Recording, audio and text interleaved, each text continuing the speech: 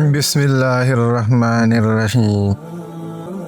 بد نصیب ہے وہ شخص جس کی صحت اس کا ساتھ دے مگر وہ اپنے رب کو سجدہ نہ کرے۔ کبھی کبھار ہمارا دل صرف اس لیے ٹوٹتا ہے تاکہ وہ اللہ سے جڑ سکے۔ آپ مخلص رہے یہی کافی ہے، اجر تو اللہ دے گا۔ راستے مشکل سہی مگر مجھے اپنے اللہ پر یقین ہے۔ اے ہمارے پیارے پروردگار، ہماری قسمت میں کوئی ایسا سجدہ لکھ دے جو ہماری گناہوں کی تلافی کر دے۔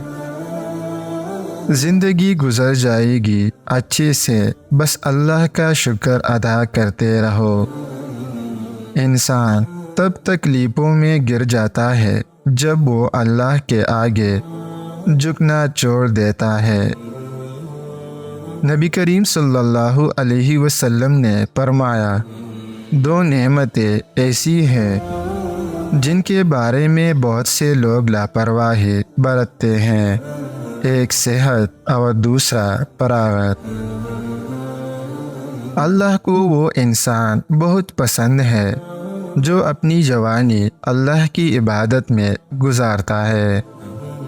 جو لوگ دنیا کی پرواہ کرتے ہیں، دنیا ان کی زندگی مشکل بنا دیتی ہے، اور جو لوگ اللہ کی پرواہ کرتے ہیں، اللہ ان کی زندگی آسان بنا دیتا ہے۔